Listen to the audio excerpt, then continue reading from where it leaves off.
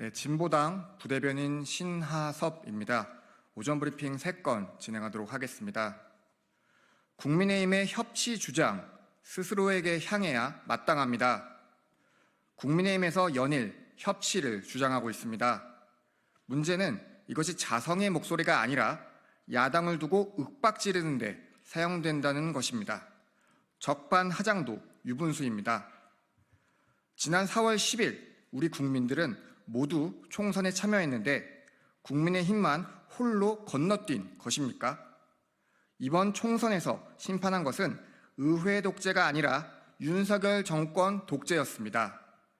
우리 국민이 협치에 나서라고 경고장을 날린 대상은 야당이 아니라 정부 여당이라는 말입니다. 협치, 당연히 해야 하는 민주주의의 기본입니다. 하지만 지금 국민의힘에서 내놓는 협치라는 말은 바깥이 아니라 스스로를 향해야 마땅합니다. 총선이 치러진 지 채 한 달도 지나지 않았습니다.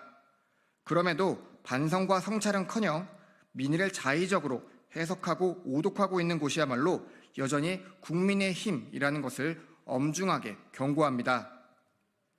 숱한 경고에도 심각성을 깨닫지 못하는 정치 세력의 참담한 말로야말로 우리 모두 익히 보아오지 않았습니까? 그 시험대는 바로 오늘 오후에 열릴 첫 영수회담입니다. 국민의힘에서도 공식 논평을 통해 국민과 민생을 위한 회담에 제안이 필요하지 않다며 크게 환영한다고 했습니다. 어찌하여 이 정권 들어서는 만 2년 만에야 처음 열리게 된 것인지 다시 따져 묻지는 않겠습니다. 다만 대통령의 태도와 영수회담의 내용이 지난 국무회의 모두 발언과 크게 다르지 않다면 야당은 물론 우리 국민들도 다시 심각한 고민과 선택의 기로에 설 수밖에 없다는 것만큼은 분명하다는 것을 알리겠습니다.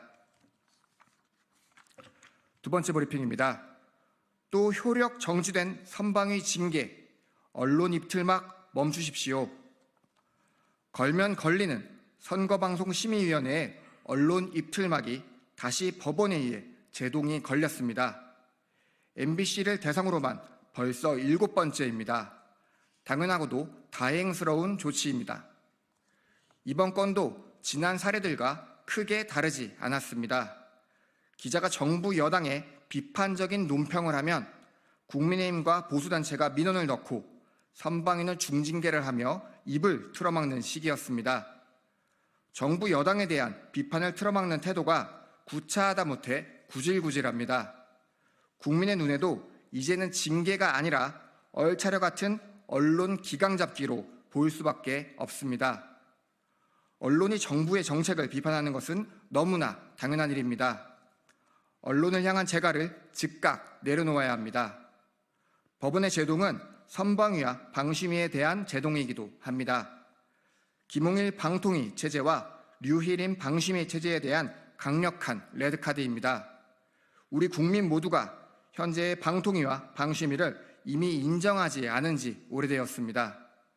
관련자들 모두 즉각 그 자리에서 물러나고 방통위와 방심위의 기능은 모두 중단함이 마땅합니다. 마지막 브리핑입니다. 차기 의협회장의 위험한 강대강 발언 즉각 철회해야 합니다. 이면택 대한의사협회 회장 당선인이 정부가 우선적으로 의대증원 발표, 필수 의료 정책을 백지화한 다음에야 의료계를 원점에서 논의를 시작할 수 있다는 입장을 밝혔습니다. 진로 정상화를 바라는 환자와 국민들의 입장에서는 강대강으로만 치닫는 청천벽력 같은 소리입니다. 의대 증원이 어떤 폭으로든 필요하다는 것은 이미 전 국민이 공감하는 사안입니다.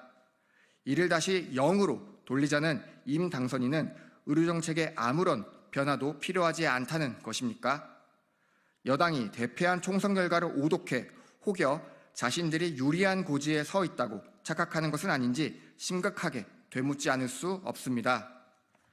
당연히 의협은 착각과 오독이 아니라 현 상황에 대한 책임부터 통감하고 즉각 대화의 자리에 나옴이 마땅합니다.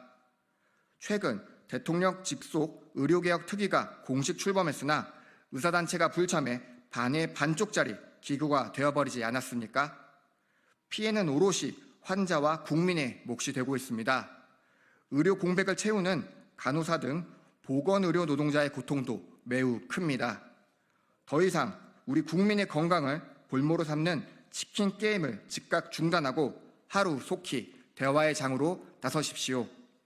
이상입니다. 감사합니다.